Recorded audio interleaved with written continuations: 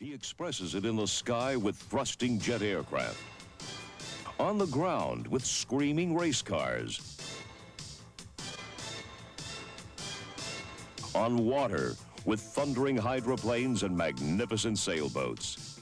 He uses power from explosive fuels, power from the wind, power from his own muscles, whatever it takes to attain the objective. That ability to go so fast that the wind literally splits before him. In these sports of raw speed, we see man's uncanny ability to become one with a machine. The art of using a tool to perfection.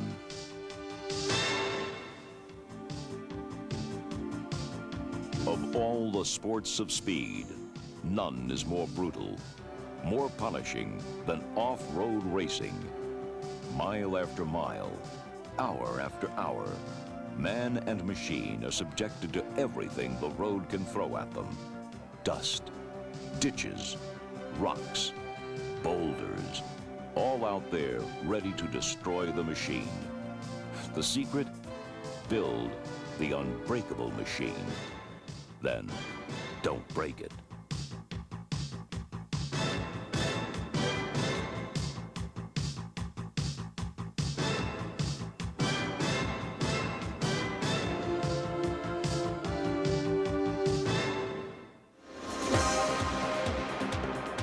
In every sport of speed, there are limits as to how fast you can go.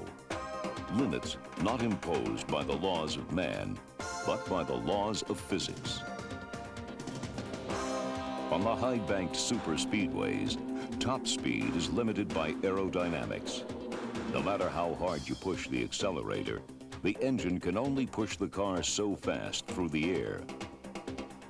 On twisty road circuits, it's traction that holds you back. Try to go too fast, and you go off the road.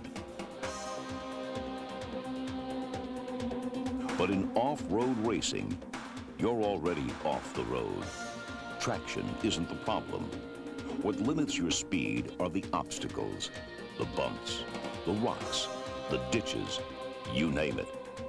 Once you start hitting them too hard, you either slow down or break down. The first secret of speed: create a vehicle that can survive the obstacles. Build the unbreakable machine.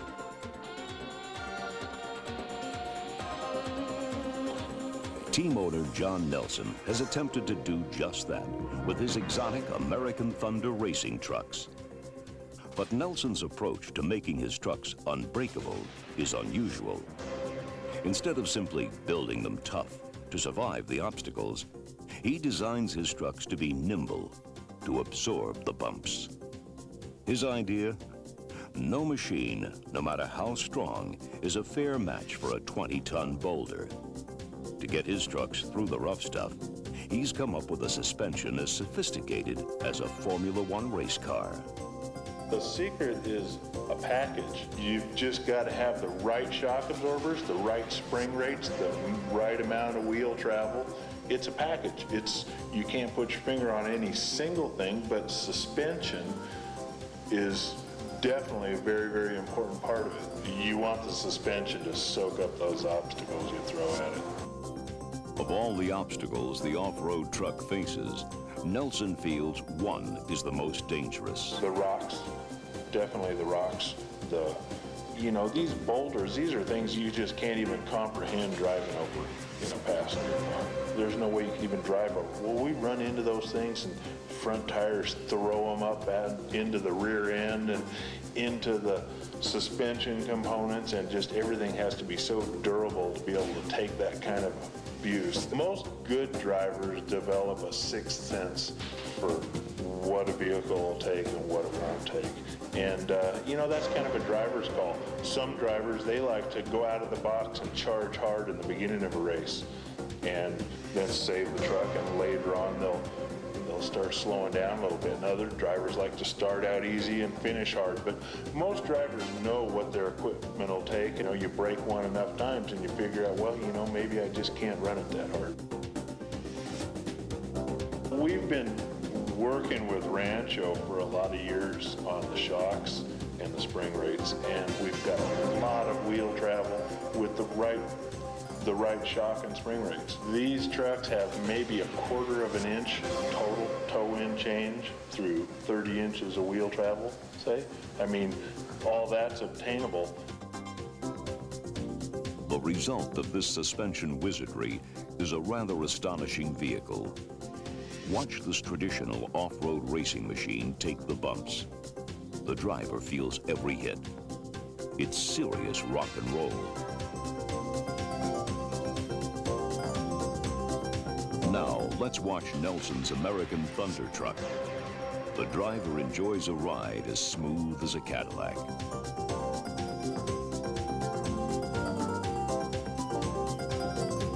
And just in case his truck does take a bad hit and suffers a flat tire, Nelson has built in IndyCar-style air jacks, designed to make a quick pit stop in the middle of the desert.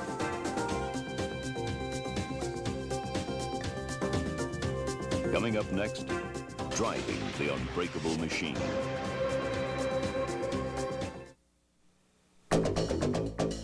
No matter how unbreakable you try to design the machine to be, it's still up to the driver to make sure he doesn't break it, all the while trying to go as fast as he can.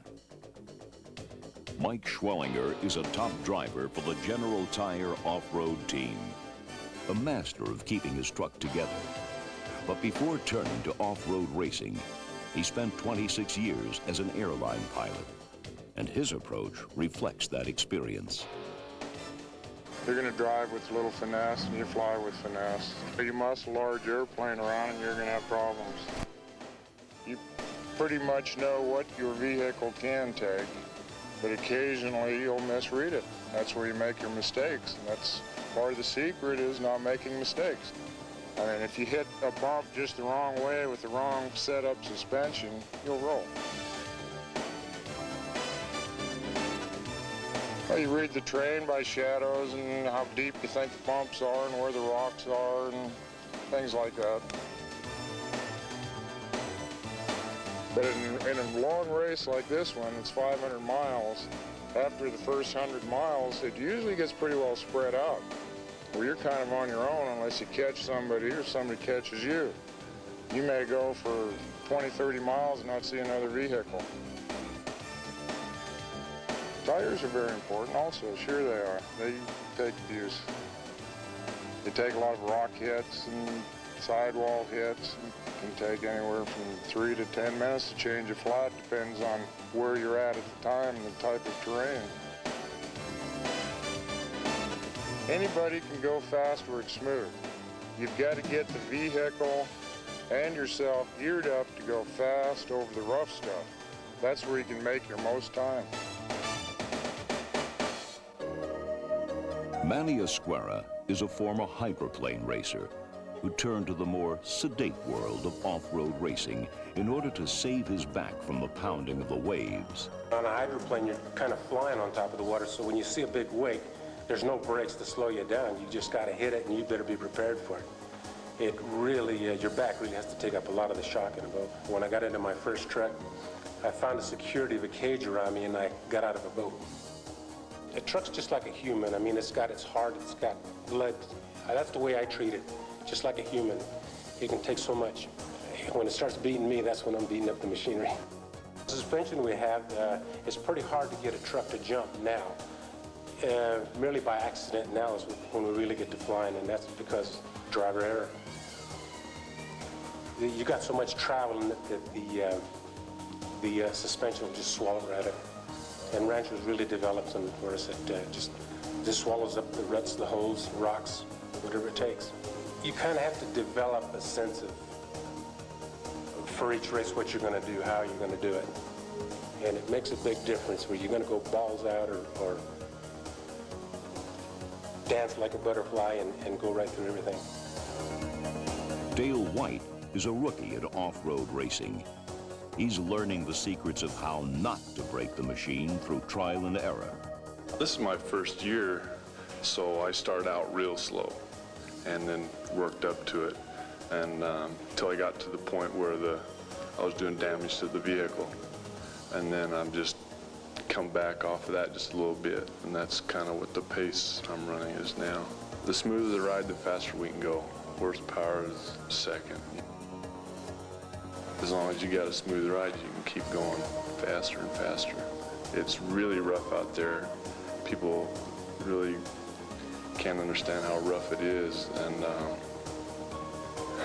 the suspension really smooths it out, makes you go a lot faster. You get to the point where you kind of overlook some of the smaller things and look for the big items that would cause you problems, say like a real deep ditch is what you're looking for. The littler ones you just kind of overlook, you just kind of soak those in, and then the things that you know will be a problem for your car, then you kind of focus on those.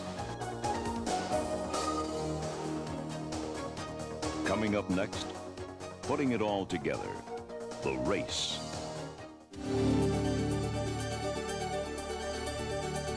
The Nevada 500, perhaps the most punishing event on the off-road racing circuit.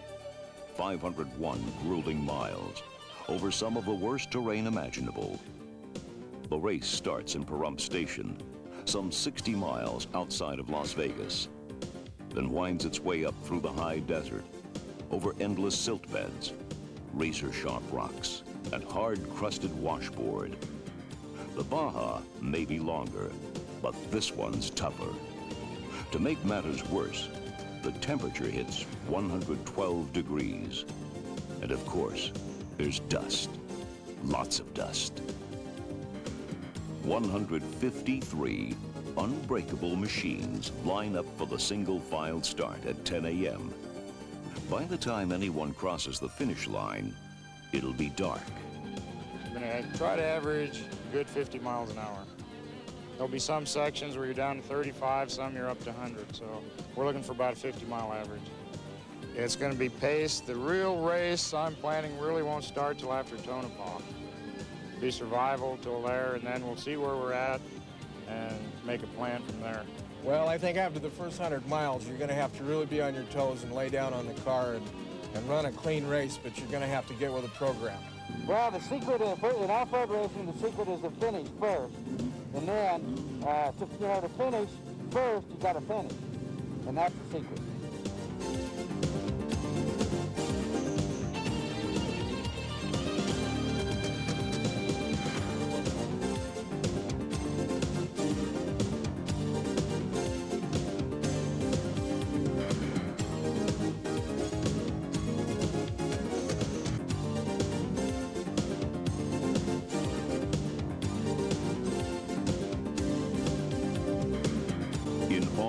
Racing, the driver doesn't ride alone. Alongside sit some of the bravest of men, the co-drivers. For history shows that when a vehicle crashes, the damage invariably occurs on the co-driver's side. I've gotten most of my flats on the right side, and most fender damage, it's mostly on his side. You're just more aware of your own side. That's all there is to it. My windshield is always getting broke on the co-driver's side. I favor my side. I think that's pretty normal. The driver tends to put the truck as far, well, his side of the truck in the center of the course. So you got co-drivers, we're halfway on the course or halfway off the course most of the time. He wants to avoid everything on his side, and we're just along for the ride.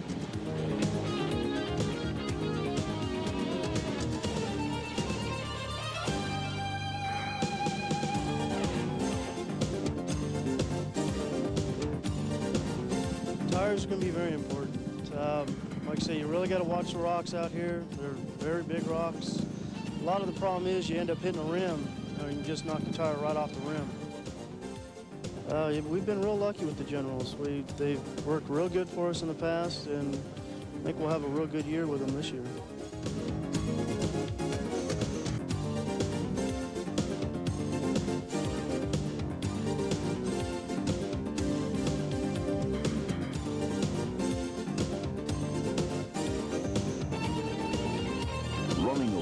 Through the middle of the desert, the racers are far from on their own. All the top teams rely upon support crews who set up pits along the circuit, where they refuel, change tires, and even rebuild the machines if they have to. After a quick servicing, the machines resume racing. The course crosses a highway.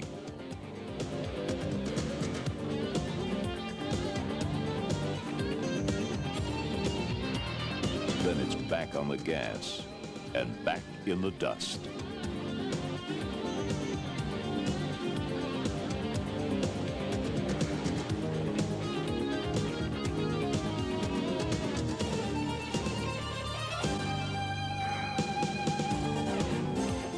The pounding continues. 8 hours down, at least 4 to go.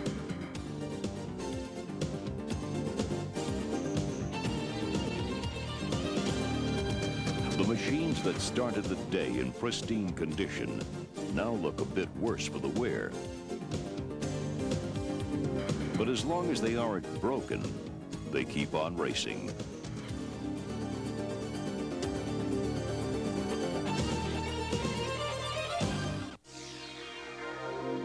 The finish.